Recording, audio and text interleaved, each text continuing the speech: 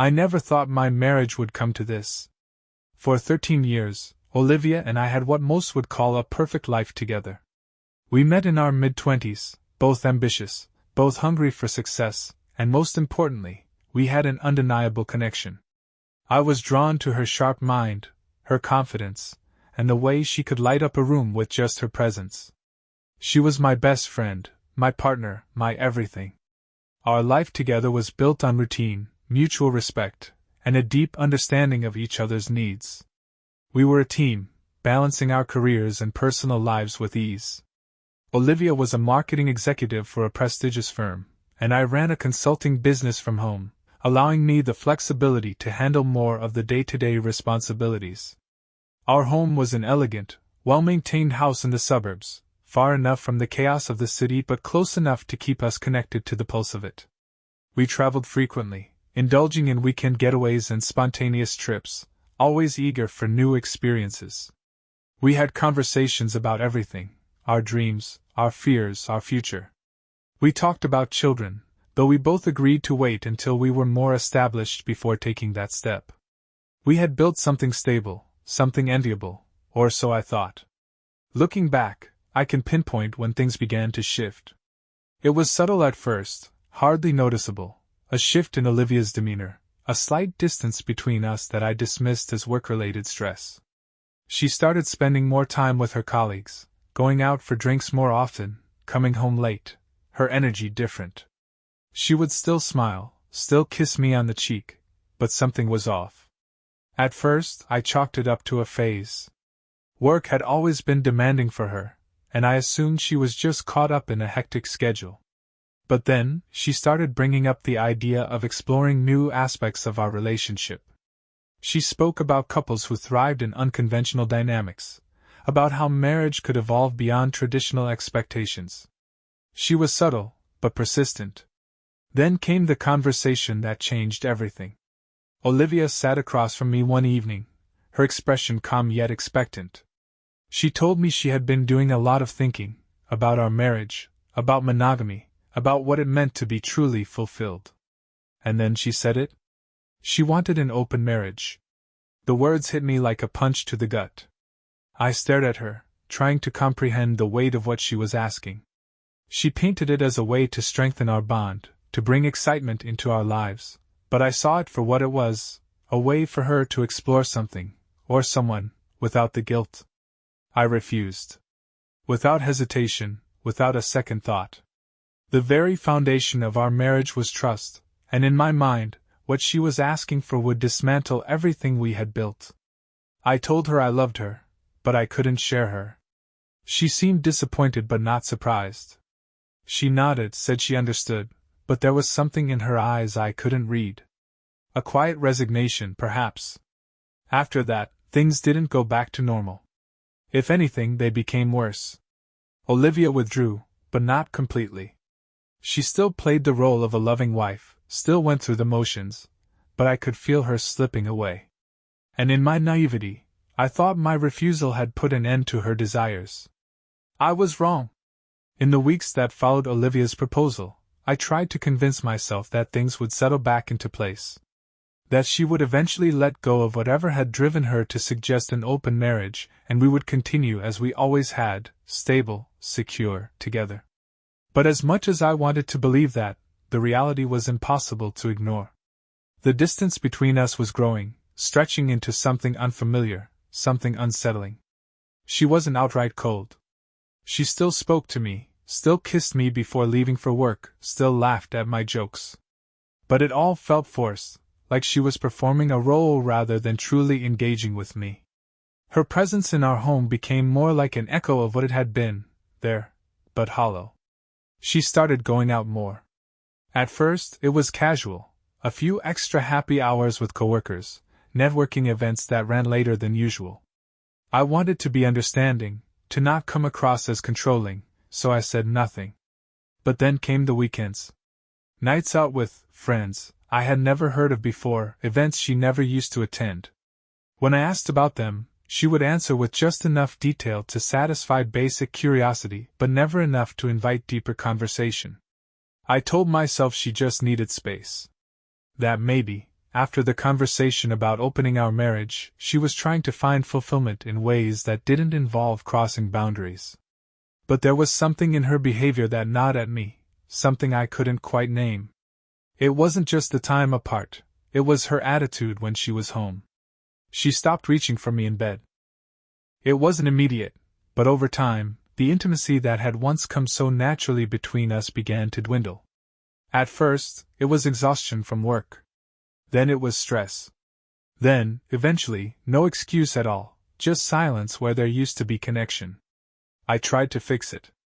I suggested date nights, planned trips, put more effort into making sure she felt loved and desired. She played along, smiled at the right moments, reassured me that she appreciated everything I did. But when we were alone, when it was just the two of us, she was absent in a way I had never experienced before. It was in those quiet moments that doubt crept in. That sickening, nagging feeling in the pit of my stomach that told me something was wrong, even when I had no proof. The mind does strange things when trust starts to erode. It rewrites memories, picks apart conversations, searches for hidden meanings in the most mundane moments. I told myself I was being paranoid. That just because she had wanted an open marriage didn't mean she had gone behind my back after I refused. She had agreed to stay committed to me, hadn't she? She had said she understood. But then came the phone.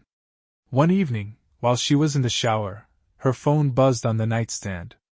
Normally, I wouldn't have thought twice about it, but something about the way she had been guarding it lately made me pause. She had always been open with her phone, leaving it lying around, never caring if I glanced at the screen when a notification popped up. Lately, though, I had noticed her keeping it close, flipping it over when she set it down, carrying it with her even when she moved from room to room. I stared at it for a long moment, my heart pounding as if I were on the verge of doing something forbidden. I wasn't the type of man who invaded his wife's privacy, but something about this felt different. I wasn't looking for trouble, I was looking for reassurance. I just wanted to see a name I recognized, something harmless. I reached for it, hesitated, then turned it over. The message preview on the screen was short. Last night was amazing. I can't stop thinking about you. I felt my body go cold. The sender's name wasn't saved, just a random phone number. But it didn't matter. The words were enough. I placed the phone back exactly as I found it, my mind racing. Every rational thought told me to wait, to ask her about it, to get the full story before jumping to conclusions. But deep down, I already knew the truth. Something had started. And there was no coming back from it. I barely slept that night, lying in bed beside Olivia, staring at the ceiling while my mind replayed every moment of the past few months with new, horrifying clarity. I had spent so much time convincing myself that things would return to normal that I had ignored the signs, dismissed the growing distance between us, and chosen to believe that our marriage was unshakable. But that single text message had shattered everything. She was seeing someone else, and the worst part was that I didn't even know who. It wasn't a suspicion anymore, it was a fact. And now, there was no way to ignore it. The next morning, I watched her as she moved through the kitchen, making her coffee as if nothing had changed. She looked as calm and composed as ever, humming softly under her breath, her movements smooth and unbothered. I studied her, searching for something, guilt, hesitation, even a flicker of discomfort, but there was nothing. If anything, she seemed lighter, more at ease than she had been in weeks. It was infuriating. The woman I had trusted for 13 years, the woman who had once told me I was the love of her life, was standing right in front of me, drinking her coffee and smiling at her phone, completely unbothered by the fact that she was betraying me. I swallowed my anger and forced myself to act normal. I couldn't confront her yet, not when I had nothing but a single message. I needed proof, something undeniable, something she couldn't explain away. For the next few days, I paid attention like I never had before. I noticed the way she kept her phone close, how she would glance at the screen and subtly turn away when a notification popped up. I saw the changes in the way she dressed when she went out, nothing extreme, but small, deliberate choices that felt different. The kind of effort a woman puts in when she wants to impress someone. I caught the faintest whiff of a cologne that wasn't mine lingering on her clothes once, a detail so small that it could have been dismissed as coincidence, but I knew better now. I started keeping track of her movements, memorizing her excuses. Late meetings. Drinks with coworkers. A last-minute work dinner. I had heard them all before, but now, I was hearing them with new ears. It wasn't just work stress or a phase she was going through. It was something else, something deliberate, something planned. The late nights became more frequent, and her lies became more practiced. She had perfected the art of deception, giving me just enough detail to seem honest but never enough to invite more questions. I tried to test her, bringing up small things, asking about her plans with casual curiosity, looking for cracks in her story, but she never faltered. That was what scared me the most, not just that she was lying, but that she had become so good at it. I wasn't living with the same woman I had married. I was living with a stranger, one who could come home to me after spending the night with someone else, and climb into bed as if nothing had happened. I hated what I was becoming. I had never been the jealous or paranoid type, but this wasn't paranoia. This was real. And the more I tried to pretend otherwise, the more I felt like a fool. Then came the night that confirmed everything. Olivia had told me she was going out with some coworkers for drinks and would be late. That wasn't unusual anymore, so I forced myself to act normal, even though every part of me was screaming that something was off. I waited up, lying in bed, staring at the clock as the hours ticked by. Midnight passed. Then 1. Then 1:30. Finally, at almost 2 in the morning, I heard the soft creak of the front door closing. My body went cold. She had never come home this late before.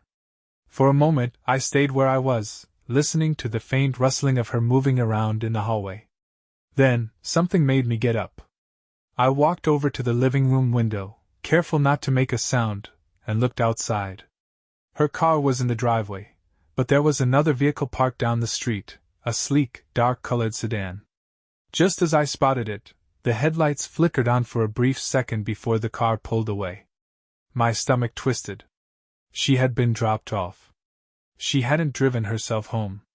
That was all the confirmation I needed. I turned back toward the hallway just in time to hear her heels clicking softly against the hardwood floor as she moved toward the bedroom. I slipped back into bed, heart pounding, my mind racing with the weight of what I had just seen.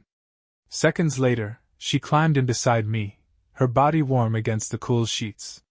She sighed softly, shifting onto her side, and within minutes she was asleep. No guilt. No hesitation. Just comfort.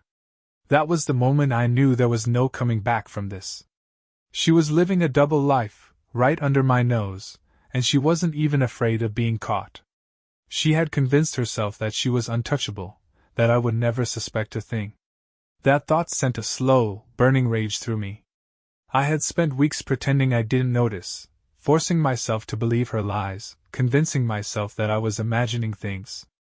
But I wasn't blind anymore. And if she thought I would just keep playing the fool, she was wrong. The next morning, I made a decision. I wasn't going to confront her, not yet. I needed to see it with my own eyes. I needed undeniable proof. So the next time she said she was going out, I was going to follow her. The decision to follow Olivia wasn't made out of paranoia or desperation, it was made out of necessity. I had spent weeks watching her slip away, lying to my face, coming home at odd hours with the faint scent of someone else clinging to her skin. I had already seen the message on her phone, already watched her step out of a stranger's car in the middle of the night, but there was still a part of me that needed undeniable proof. Something I couldn't rationalize away, something she couldn't twist into an excuse. I needed to see it for myself. 2 nights later, I got my chance. Olivia told me she was going out for drinks with coworkers again, the same casual lie she had been feeding me for weeks. I nodded, pretending not to care, pretending I believed her. She didn't even bother trying to look apologetic anymore, didn't pretend to feel bad about leaving me behind. She had convinced herself that she was getting away with it, and I let her. When she kissed me on the cheek before leaving, it felt like an insult. As soon as the front door closed, I grabbed my keys and followed. I kept my distance, staying a few cars behind, my hands gripping the wheels so tightly my knuckles turned white. She didn't go to the usual bars where she claimed to meet her coworkers. She didn't head downtown or to any place familiar. Instead, she drove across the city, into an area we rarely visited. My chest tightened as I realized where she was headed, a quiet, upscale apartment complex on the other side of town. Not a restaurant. Not a bar. A place where people lived. She pulled into the parking lot and parked near the back, away from the streetlights. I kept driving, circling around until I found a spot where I could watch without being seen. I turned off the engine, my heart pounding in my ears as I watched her step out of the car. She smoothed out her dress, checked her reflection in the window, then grabbed her purse and walked toward the entrance. She didn't hesitate. She knew exactly where she was going. I sat there for a long time, staring at the door she had disappeared through. My mind was blank, my body frozen. I had prepared myself for this moment, but now that it was happening, I didn't know what to do. Part of me wanted to storm inside, demand answers, make her look me in the eyes and admit the truth. But another part of me, the part that had been watching her lie to me for weeks, knew that she would only spin another story. I waited. 30 minutes passed. Then an hour. Then another. She wasn't coming back out. The weight of it all settled on my chest, suffocating me. I had known, deep down, but knowing and seeing were two different things. She had chosen this. She had made the conscious decision to betray me, to sneak around behind my back, to walk into another man's home as if she belonged there. And the worst part? She didn't even seem to feel guilty about it. I drove home in a daze, my mind replaying the image of her stepping into that building over and over again. By the time I pulled into our driveway, my hands were shaking. I sat in the car for a long time, staring at our house, the home we had built together, the life we had shared for over a decade. It all felt like a joke now, a cruel illusion. When Olivia finally came home, it was nearly 3 a.m. She slipped inside quietly, as if trying not to wake me, but I was already awake. I lay in bed, listening to her move through the house, undressing, washing up, climbing into bed beside me as if nothing had happened. She smelled different. Not like the perfume she always wore, not like our home. She smelled like someone else. I closed my eyes, forcing myself to breathe. I could confront her now, throw the truth in her face, demand an explanation. But something inside me stopped me. I didn't just want her to admit it. I wanted her to know that I had seen it with my own eyes. I wanted her to feel the weight of her lies collapsing around her. I wasn't going to let her keep pretending. The next time she went to see him, I was going to be there. And this time, she wouldn't walk away without consequences. I moved through the next few days like a ghost, carrying the weight of what I had seen without letting Olivia know that anything had changed. Every time she smiled at me, every time she kissed me goodbye before heading to work, every time she laughed at something on her phone, I saw it for what it was, an act. A performance. She wasn't my wife anymore, not really. She was living a separate life, slipping in and out of our marriage like it was nothing more than an obligation. I didn't confront her. Not yet. Instead, I watched. I kept track of her movements, noted the way she avoided making real plans with me, how she made sure to always have an excuse ready when I suggested we spend time together. I listened carefully to the details she fed me about her supposed nights out with coworkers, and each time, I recognized the same pattern. Vague details. No real names. Just enough information to seem believable, but never enough to hold up under real scrutiny. It was insulting how easily she thought she could deceive me. 3 nights later, she went to see him again. She told me she was meeting some old college friends for dinner, a group she had never mentioned before, at a restaurant I knew for a fact we had never been to. I pretended to believe her, just like I had every other time, watching her get ready with an enthusiasm she never had for our own date nights anymore.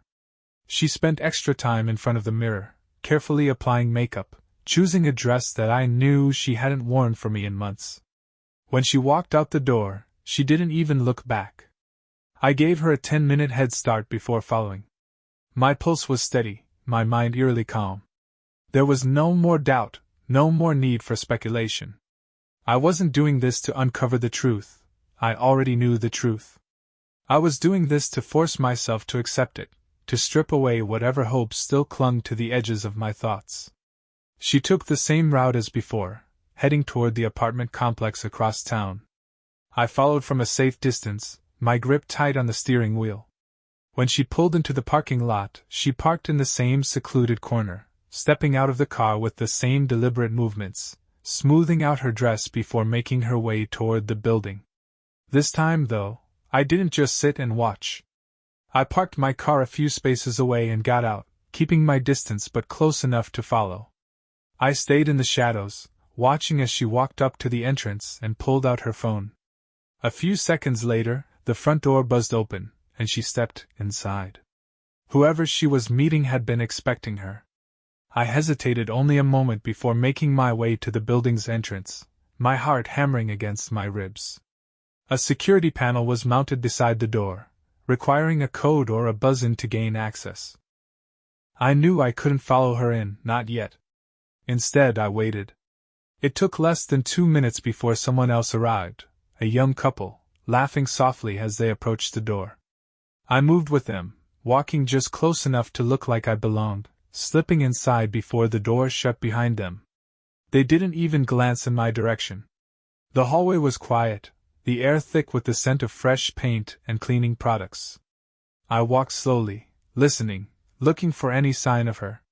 Then I heard it, the sound of muffled voices, a door closing at the end of the hall. I didn't need to see which one it was. I already knew. I stood there for a long moment, staring down the dimly lit corridor, my fists clenched at my sides. I could feel the blood rushing through my veins, a slow, burning rage settling deep in my chest. This was it. The final confirmation. I could knock on the door right now. I could make her face me, make him face me, demand to know how long this had been going on. I could let my anger take over, let the betrayal consume me, let the moment explode into something I couldn't take back. But I didn't. Instead, I turned around and walked away. Not because I wasn't furious. Not because I wasn't hurt. But because Olivia didn't deserve that moment from me. She had made her choice, and now, I was going to make mine. She wasn't going to get away with this. She wasn't going to keep playing me for a fool. The next time she came home, she was going to find out exactly what it felt like to have her world ripped out from under her. I didn't sleep that night. I lay in bed, staring at the ceiling, listening to the soft, steady breathing of the woman who had betrayed me. She had slipped into bed sometime after 3 in the morning, moving carefully, thinking I was asleep. I had stayed perfectly still, my body rigid with anger, fighting the urge to roll over and demand she tell me exactly where she had been. But I didn't. Not yet. Confronting her now would give her the advantage. She would cry, she would lie, she would twist the truth into something palatable, something that would make me doubt myself. I wasn't going to let that happen. By the time the sun came up, I had made my decision. I wasn't going to let her drag this out, wasn't going to give her the chance to manipulate me with more carefully crafted excuses. I had seen everything I needed to see. Olivia wasn't my wife anymore, not in any way that mattered. She was a stranger who happened to share my house, my bed, my life. That was about to change. I forced myself to go through the motions of a normal morning. I got up, showered, made coffee, and sat at the kitchen table, pretending to scroll through my phone while Olivia moved around the house, getting ready for work. She was in a good mood, humming softly as she straightened her blouse in the hallway mirror, her reflection a mockery of the woman I had once trusted. When she leaned down to kiss my cheek before heading out the door, I let her, barely managing to keep myself from recoiling. She smelled like expensive perfume and stale deception. The moment the front door shut behind her, I exhaled slowly, forcing myself to stay calm. I had work to do. I started with the bank accounts, checking our shared savings and expenses, making note of every transaction she had made in the past few months. Nothing obvious stood out. She was careful, I would give her that. But then I checked her credit card. Hotel bookings. Restaurant charges in places she had never mentioned. Small purchases that, on their own, seemed meaningless but, when put together, painted a very different picture. She wasn't just seeing someone, she was building a life outside of our marriage. I moved on to the house. Every piece of her in this space now felt like an invasion, like something that didn't belong. I opened drawers, pulled open closets, checked every corner she had claimed as her own. She had become reckless, or maybe she had just assumed I would never look. A second phone, tucked away in the back of her nightstand. Lingerie I had never seen before, hidden in the bottom of her dresser. Receipts for dinners I had never attended, trips I had never known about. I felt sick as I pieced it all together. By the time I was finished, my hands were shaking. Not from sadness, not anymore. I had passed that point long ago. Now, there was only cold, controlled rage. I wasn't just going to confront her. I was going to take back my life. That night, I waited for her to come home. I didn't say anything about what I had found. I let her move through the house, let her talk about her day as if nothing had changed, let her sit beside me on the couch, scrolling through her phone with that same, practiced ease. It was almost impressive how effortlessly she lied. How she could sit next to me, share the same space, and feel nothing.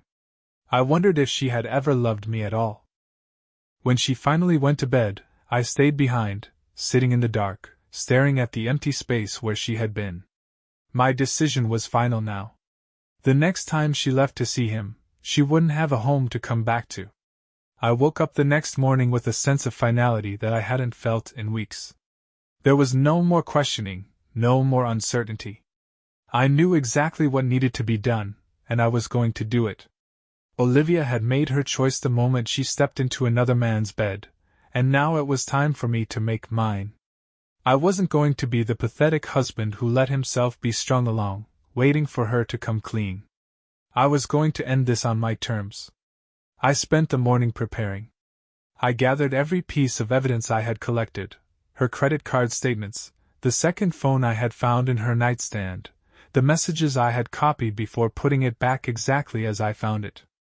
I printed everything out, laying it all out on the kitchen table like a case file. There was no way she could talk her way out of this. Then, I started clearing the house. I went into our bedroom and pulled every piece of her clothing from the closet, every pair of shoes, every bag, every little reminder of her presence. I stuffed them into garbage bags, piling them by the front door. I took down the framed pictures of us from the walls, one by one, until there was nothing left of her in the home we had built together. It was no longer hers. She had forfeited her place here the moment she decided to betray me. I wasn't doing this out of anger. It wasn't some reckless, emotional outburst. This was calculated, deliberate. A statement. I wanted her to walk into this house and understand, in an instant, that she was no longer welcome. That I knew everything. That there was nothing left for her here. As the days stretched on, I kept checking the time, waiting for her usual excuse to leave for the night. She never failed to find some reason to slip away. Drinks with coworkers, a late meeting, a last-minute work event. It was routine now, almost predictable. And sure enough, at around 6 in the evening, she started getting ready. I sat in the living room, pretending not to notice, barely acknowledging her as she moved around the house. She didn't say much, and neither did I. Then, right before she left, she paused by the door. "I won't be too late," she said, her voice casual, effortless. I nodded, my face unreadable. "Okay." She smiled, probably relieved that I wasn't asking any questions. Then she walked out the door, completely unaware that she wouldn't be walking back into the same home she had left. As soon as I heard her car pull out of the driveway, I got to work. I locked the front door, then went to the bedroom and stripped the bed of our sheets, replacing them with new ones. I opened the windows, letting the cold night air erase any lingering trace of her scent. I deleted every saved message, every picture of us from my phone, wiped every reminder of her from my life. Then I took the garbage bags filled with her things and carried them outside. I didn't put them by the curb. That would be too easy, too kind. Instead, I set them right on the front lawn, where she would see them the moment she pulled into the driveway. Where the neighbors would see. Where she would have to stand there, under the porch light, gathering up the remnants of her old life like a discarded stranger. By the time I was finished, the house felt different. Lighter. Quieter. Like it belonged to me again. And for the first time in weeks, I felt something close to peace. I poured myself a drink and sat in the living room, waiting. The next time Olivia walked through that door, she wouldn't be stepping into our home. She would be stepping into the wreckage of everything she had destroyed. And she would know, without a doubt, that she had finally run out of lies. I sat in the dimly lit living room, the only sound in the house the slow ticking of the clock on the wall. My drink sat untouched on the table beside me, the ice long since melted. I wasn't drinking to numb the pain, because there was no pain left, only a cold, steady anticipation. I had done everything I needed to do. Now, all that was left was to wait. I kept checking the time, watching the minutes crawl by. Olivia was never home before midnight on these nights, and I had learned not to expect otherwise. She had gotten comfortable, thinking I was blind, thinking she had mastered the art of deception. But the game was over. At 12:42 a.m., I heard the familiar sound of her car pulling into the driveway. My body tensed, every muscle coiled as I waited, listening. The engine cut off. Silence. A few seconds later, another door slammed shut. Not hers. I stood up slowly, my breath coming out in measured exhales. I walked toward the window, pulling back the curtain just enough to see outside. The glow of the street lamp illuminated the driveway, casting long shadows across the bags of her belongings piled near the front door. And there she was, standing just a few feet away, her posture stiff, frozen in confusion. Then I saw him. He was standing beside her, taller than I expected, dressed in a dark button-down with the sleeves rolled up like he belonged there. His body language was casual, relaxed, as if he had done this before, brought her home, lingered at the door, probably kissed her goodnight. He was looking at the bags now, saying something to her, his voice too low for me to hear. Olivia wasn't responding. She was just staring at the pile of her things, realization dawning on her face like a slow-burning fire. I stepped away from the window and walked toward the front door. My heart was steady, my mind clear. I wasn't going to yell. I wasn't going to ask questions. There was nothing left to say. I unlocked the door and swung it open. Both of them turned at the sound, their expressions shifting instantly. Olivia's face drained of color, her lips parting as if she was about to speak, but nothing came out. The man, whoever the hell he was, stiffened slightly but didn't step back. He was watching me carefully, as if trying to gauge the situation, trying to decide whether to play it safe or act like he belonged here. I made the decision for him. I didn't hesitate, didn't give him a chance to react. I stepped forward and grabbed him by the collar, using all the strength in my arms to shove him backward off my porch. He stumbled, nearly falling, his hands flying up in surprise. "Get the fuck off my property!" I said, my voice low even. I wasn't shouting. I didn't need to. The weight of my words was enough. He looked at Olivia for a second, as if expecting her to say something, to intervene, but she didn't. She was too busy staring at me, at the house, at the bags of her things like she couldn't quite process what was happening. I turned my eyes back to him, took a step closer, and that was enough. He took the hint. He straightened his shirt, threw Olivia one last glance, then walked back to his car without a word. A few seconds later, his headlights flared, and he was gone. The silence he left behind was suffocating. Olivia turned back to me, her expression a mixture of shock and something else, something I couldn't quite name. "What is this?" she finally asked, her voice unsteady. I stepped back, just enough to let the porch light illuminate the mess of bags in front of her. "It's exactly what it looks like," I said. "You don't live here anymore." She blinked, shaking her head slightly, like she thought she had misheard me. "You're what? Kicking me out?" I let out a short, humorless laugh. No, Olivia. You kicked yourself out the second you walked into another man's bed. Her mouth opened, but no words came out. For the first time in a long time, she looked completely caught off guard, completely unprepared. I could see the gears turning in her head, the desperate attempt to come up with something, an excuse, an apology, a way to manipulate the situation back into her control. But she had nothing. I had taken that power away from her. I turned and walked back inside, leaving the door open just long enough to say one last thing. Take your shit and go. Then I shut the door, locked it, and stood in the middle of my house, listening to the sound of her moving outside, rustling through the bags, probably shaking with rage or disbelief or whatever else she thought she deserved to feel. I didn't watch her leave. I didn't need to. She was already gone. The house was silent after she left. A thick, suffocating kind of silence, the kind that comes after a storm, when everything is still, but you can feel the weight of what just happened pressing down on you.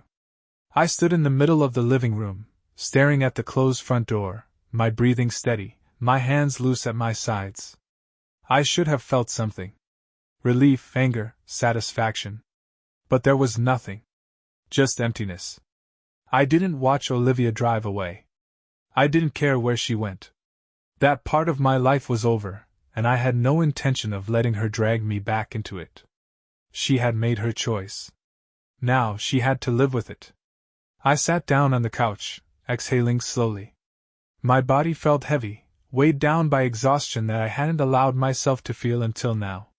For weeks, I had been living in a constant state of tension, carrying the unbearable burden of knowing the truth but pretending I didn't. I had been trapped, forced to share a home with a woman who had already left me in every way that mattered. Now, for the first time in a long time, I was alone. And that loneliness, though sharp, felt cleaner than the slow decay of a dying marriage. I ran a hand down my face, then looked around the house. It already felt different. Without her presence, without the lingering scent of her perfume, without the weight of her lies thickening the air, it was just a house again. Not a home. But that was fine. I could rebuild. I would rebuild. I glanced at my phone. No messages. No missed calls. I wasn't sure what I expected. Maybe a desperate text, maybe some last-ditch attempt at explaining herself. But Olivia wasn't stupid. She knew there was nothing left to say. Maybe she was still sitting in her car somewhere, processing everything, trying to figure out how it had all unraveled so quickly. Or maybe she had gone straight to him, to the man who had been waiting in the shadows of our marriage, ready to pick up where I left off. It didn't matter. She wasn't my problem anymore. I leaned back against the couch, staring at the ceiling, waiting for the emotions to hit me. The sadness, the heartbreak, the overwhelming sense of loss that was supposed to come after something like this. But it didn't. I had done my grieving already, in the long nights when I had laid awake beside a woman who no longer loved me, in the quiet moments when I had realized I was fighting for something that wasn't mine anymore. I had mourned the death of our marriage long before I threw her out. That night, I slept better than I had in weeks. The next morning, I woke up to sunlight streaming through the windows, the sheets cool against my skin. It took me a moment to remember that Olivia was gone, that I didn't have to brace myself for the sight of her getting dressed for work, pretending that nothing had changed. The thought sent a strange sensation through my chest, not quite happiness, not quite peace, but something close. I got up, moved through the house with a new sense of purpose. I gathered the last remnants of her, a forgotten scarf on the back of a chair, a bottle of perfume in the bathroom, a pair of shoes she had left by the door, and tossed them into a bag. I didn't want anything of hers here. I wanted the house to feel like mine again. As I was taking out the trash, my phone buzzed in my pocket. I pulled it out, staring at the screen. A message. Not from Olivia. From a mutual friend. Hey man. I just saw Olivia's post. Call me when you can. I frowned, unlocking my phone, my stomach tightening. I didn't want to hear about her. I didn't care what excuse she was spinning, what version of events she was selling to the people in our lives. But curiosity got the better of me. I opened social media, found her profile, scrolled down. And there it was. A picture of her and him, the man I had thrown off my porch the night before. They were at a restaurant, sitting close, her head tilted toward him in a way that was meant to be intimate but felt rehearsed. The caption beneath it was short. New beginnings. A bitter laugh escaped my lips. It was almost impressive how quickly she had moved to rewrite the story, to erase everything that had come before as if it had never mattered. Maybe this was her way of justifying what she had done. If she turned the page fast enough, maybe she could convince herself that she hadn't burned everything down to get here. I stared at the photo for a long moment, then closed the app and tossed my phone onto the counter. Let her have her new beginning. I was going to have mine too. The days that followed were quiet in a way that felt both unfamiliar and necessary. There were no tense silences at the dinner table, no late-night sounds of Olivia slipping into bed after coming home from somewhere she had no business being. The house felt different, emptier, but it was an emptiness I could breathe in. The weight of her deception, the slow suffocation of knowing and pretending not to, it was all gone. I was alone, but for the first time in weeks, maybe months, I wasn't drowning in it. I went back to my routine, but everything felt sharper now. I woke up early, went for a run, focused on work. The smallest tasks, the kind I had once done mindlessly, now felt like small victories, like proof that I was still standing, still moving forward. I had expected to feel more anger, more bitterness, but what I felt instead was a slow-burning determination. Olivia had taken enough from me. She wasn't going to take my peace too. I ignored her completely. No calls, no messages, no reaction to the life she was now parading online. It was almost laughable how quickly she had thrown herself into her new relationship, how desperately she wanted the world to see it, to validate it. The photos, the captions, the way she presented it all as if it were some great love story instead of what it really was, a carefully crafted illusion to cover up the wreckage she had left behind. I didn't care. Let her pretend. Let her twist the story however she needed to. I wasn't part of it anymore. But then she called. It happened late one night, just as I was about to go to bed. My phone buzzed on the nightstand, and when I saw her name on the screen, my stomach twisted, not with longing, not with regret, but with something colder. A deep, quiet satisfaction. I let it ring. It rang again. Then came the message. Can we talk? I stared at the words, my thumb hovering over the screen. I could imagine her now, sitting somewhere with her carefully constructed world beginning to show its cracks, realizing too late what she had thrown away. Maybe it wasn't going the way she had envisioned. Maybe she was starting to see the reality of the choices she had made. Maybe she was just curious, wondering how I was handling it, hoping to see if she still had a hold over me. I didn't respond. A few minutes later, another message. Please! I exhaled slowly, then locked my phone and set it back down. Olivia didn't get to ask for anything. Not after everything she had done. She had made her choice, and I had made mine. And my choice was simple. I wasn't going to let her back into my life. That night, I slept soundly, knowing that for the first time in a long time, I was in control of my own story. Weeks passed, and the echoes of Olivia's betrayal slowly faded into the background of my life. What had once consumed me, every lie, every excuse, every night she had spent in someone else's arms, now felt like a story that belonged to another version of myself. A version that had been blinded by love, by trust, by the naive belief that marriage was a shield against deception. That man was gone. In his place stood someone sharper, stronger, someone who had walked through fire and come out on the other side. I never responded to her messages. After the first few went unanswered, she stopped sending them. But I knew she was still watching. I could feel her presence in the distance, lingering like a shadow, hoping for something, maybe closure, maybe forgiveness, maybe just the knowledge that she hadn't completely faded from my world. I never gave her that satisfaction. She had made her choices, and I had made mine. The house no longer felt like a graveyard of broken promises. I changed things. Repainted the walls. Bought new furniture. Rearranged the space until it no longer felt like ours, until it belonged to me alone. I got rid of anything that carried her scent, her touch, her memory.